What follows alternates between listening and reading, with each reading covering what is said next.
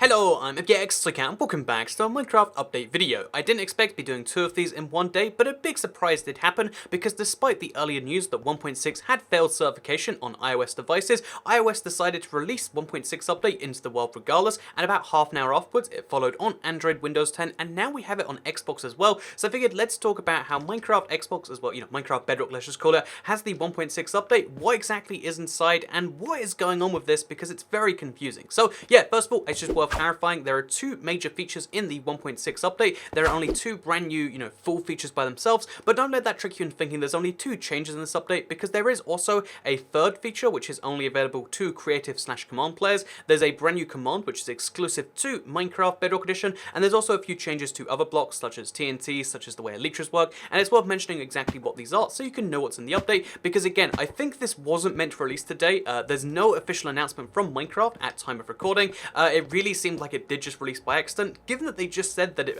failed certification on iOS, maybe the iOS team made a mistake and released the non-certified update. Maybe when they said it failed, they made a huge thing. We don't know for sure, but let's get straight into what the three features actually are, because the first feature is actually going to be, it's the one everyone, is kind of at least mildly excited for, because if you go check out your spawn eggs, you'll see your normal set, but you'll also find yourself the Phantom mixed in there with all of the rest of them. So, as you're going to see, just over here, we have the brand new Phantom spawn egg. So, this is a new item technically, but it exists so that you can spawn in the Phantom if you'd like to. So the Phantom is one of the coolest mobs in Minecraft because it's the first mob that the community has directly voted in. I mean, I know the llama was kind of a Twitter poll, but it's the first one that was done during a Minecon, and obviously a lot of people are excited to see this come to Bedrock for the first ever time. So what are Phantoms? Why should you care? Phantoms are a mob which looks like this, super terrifying, and which spawn when you don't sleep. If you don't sleep for more than 3 days in a row, basically Phantoms will start coming after you because they're attracted to Insomnia. Insomnia is the thing that they love, and I think that's a really interesting concept for a mob personally,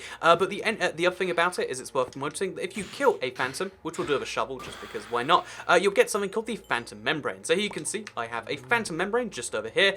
This Phantom Membrane can then be used to brew the Potion of Slow Falling. So the Potion of Slow Falling obviously then has a bunch of varieties. Again, even though there's two features in this update, the Phantom Membrane and the Phantom itself, or really the Slow Falling stuff, it's worth noting Slow Falling can come in all the different forms that you would expect. So we type in very quickly slow and then falling. You're going to see how we not only have the Potion of Slow Falling, which comes in two varieties. Obviously you can boost it up, but you've also then got the Lingering Potion, comes in two varieties as well. You've got the Splash Potion, comes in two varieties, as well as obviously the arrows, which in my opinion look really great. Look at that white effect, and they come in two varieties as well. Obviously the realistic only time you'd ever want to use this is in its regular form or maybe in Splash, but still there is now a new slow falling effect. If you've never seen it, by the way, I guess we should very briefly show it off. So if we go into full survival, no other stuff going on here, if we turn on slow falling, you'll see, okay, this is going to blow your mind. Guess what the slow falling potion does? Again, it's gonna shock you when you find out. What it makes you do is it makes you fall really slowly, and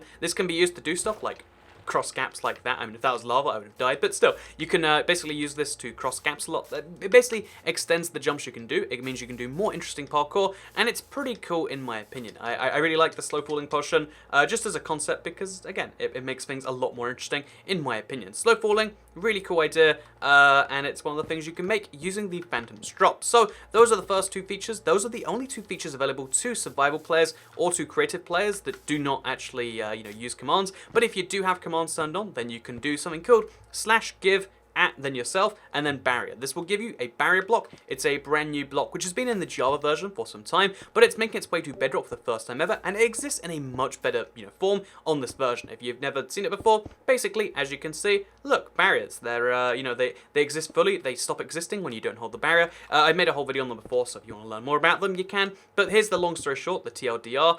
Barriers are a really cool creative block that allow you to kind of hide things from survival players. All they'll see is a block they can't get past because it's entirely unbreakable in survival. It's invisible Bedrock style in the, again, there's no way to get through it, besides in creative where you can obviously punch it like this, but still, it's pretty cool that a block like this exists. It makes adventure maps a lot more interesting, and it kind of fits into the theme of what they're doing with a lot of the updates by trying to make adventure maps have more tools like they do in the Java edition. So there you go, those are the only three features available in this update that are brand new features by themselves. Again, as far as huge updates are concerned, like, oh, is this as big as 1.2 or 1.4? No, it's it's not the scalability of those. It seems like they're switching to more frequent but less content-filled updates, and although it seems like a bummer that like, oh, so there's 3 major features, you know, a thing that the mob drops and then barriers, the truth is there are a few other changes, so the game will be changing in other ways. The first one is the fact that TNT now properly behaves in water.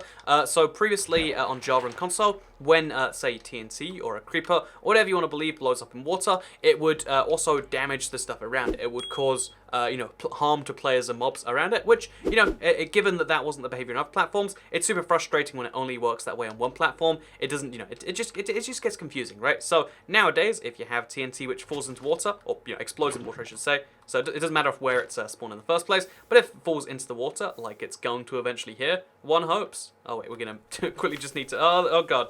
Come on, please fall. Okay, so this is a bad example. Okay, there we go. As you can see, not only does the thing not take damage, but either would any mob around it. So I guess if we do it right here, in the water, just get ourselves a flint and steel, or maybe a lever or something, because you can place those underwater now. Let's just quickly activate this TNT. As you can see, even though there's a sheep right there, the sheep's going to take no damage from it.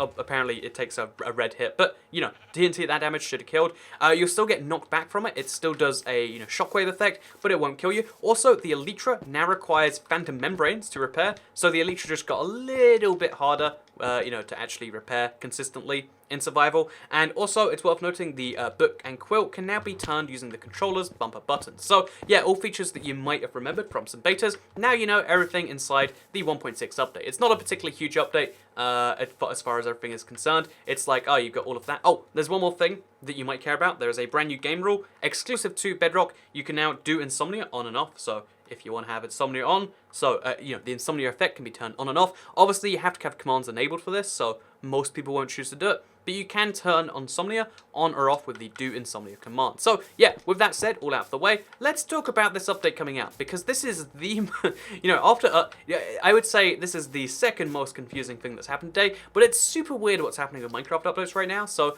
there was clearly meant to be an aquatic update for console, like it was planned for yesterday, for today, didn't come out. But then the Minecraft Bedrock update, which was supposedly delayed, came out regardless. And again, the only theories we can have is like, okay, so something bizarre has happened. If we have to come up with a theory, it has to be something like, okay, maybe, you know, when the iOS store failed certification, they could fix that in less than a day's time. You know, that was this morning that announcement came out. Maybe that's what this is, and, you know, they got it fixed in 8 hours. I can't see that being possible. Maybe there was a miscommunication. Again, it seems like something like that must have happened, because again, this update clearly hasn't been sanctioned. Like, this update didn't come out because Minecraft wanted it to, as far as I can tell, because the Switch isn't even getting it just yet. It seems like just one of these very odd situations where something went wrong somewhere. We weren't, you know, it's the opposite of the other one, where we were expecting an update on console, it didn't happen, and then we weren't expecting an update on Bedrock. It was very specifically not meant to happen, but yet here we are in the 1.6 update. And just also as a side note, they didn't change the menu screen, which I know it's a little bit sad face to me. Like, usually they change it every update, but I guess that was only twice in a row. So yeah, the 1.6 update, or Aquatic Phase 3, but it's not actually called Aquatic Phase 3, it's now out for Minecraft, and it's, I guess it's interesting. I'm looking forward to playing around Phantoms for the first time, perhaps in a live stream later today. So I guess we'll do the different game live stream on Thursday this week, and we'll play some Minecraft later today. If you don't know, I stream 8 PM, Tuesdays and Thursdays, and I guess on the Tuesday stream, we'll be having some fun in, I guess, a few hours. So thank you very much for watching today's live stream, today's video. I'm just as confused as you are about this sort of thing, but I try to at least rationalize it, break it down. I feel like there's, you know, like there's a lot of people unhappy for a lot of good reasons, and I'm not sure what to say beyond this is what happened. All I can tell you is what is here.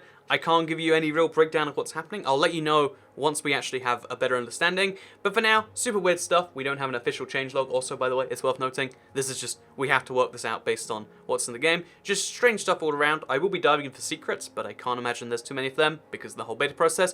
But for now, thank you very much for watching, and I'll see you all next time.